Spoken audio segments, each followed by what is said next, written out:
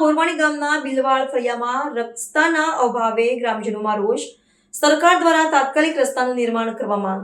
દાહોદ તાલુકાના બોરવાણી ગામના બિલવાડ ફળિયામાં છેલ્લા ઘણા સમયથી રસ્તાની સુવિધા ન હોવાથી સ્થાનિક રહેવાસીઓમાં તંત્ર સામે ભારે રોષ જોવા મળી રહ્યો છે.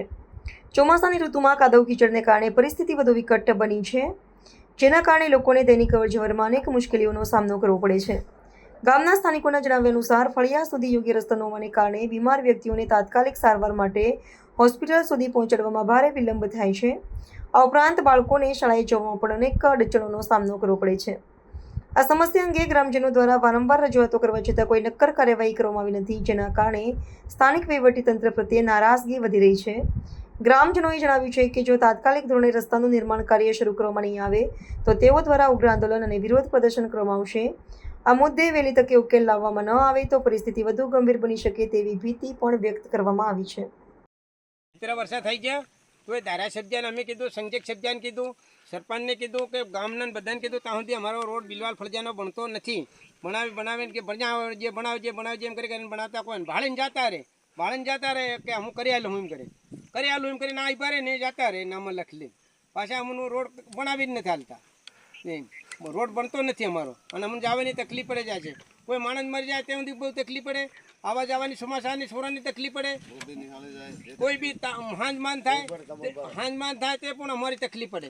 બધી તકલીફ અમારી હાંજમાન થાય ને તો અમારે દવાખાને લઈ જવાની બહુ તકલીફ પડે.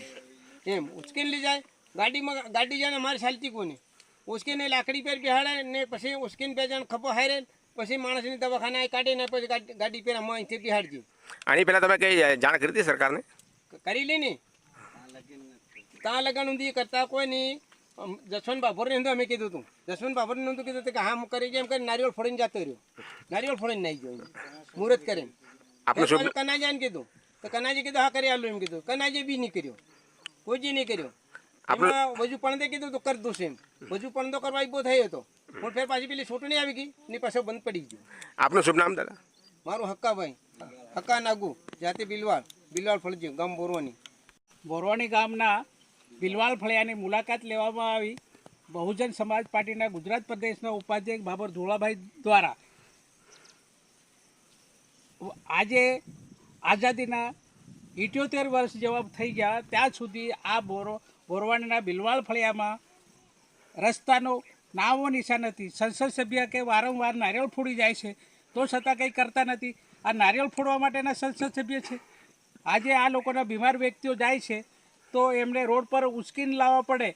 શાળાએ જતા બાળકોએ પણ કાદવ કિચડ ઘૂસીને આવવું પડે. એટલા માટે સરકારશ્રીને કે ગ્રામ પંચાયતના સભ્યશ્રીને આમની વિનંતી કે આમનો રોડ જલ્દી બનાવે. મારું નામ બાબર ધોળાભાઈ, ધીતાભાઈ, બહુજન સમાજ પાર્ટી ગુજરાત પ્રદેશ ઉપાધ્યક્ષ.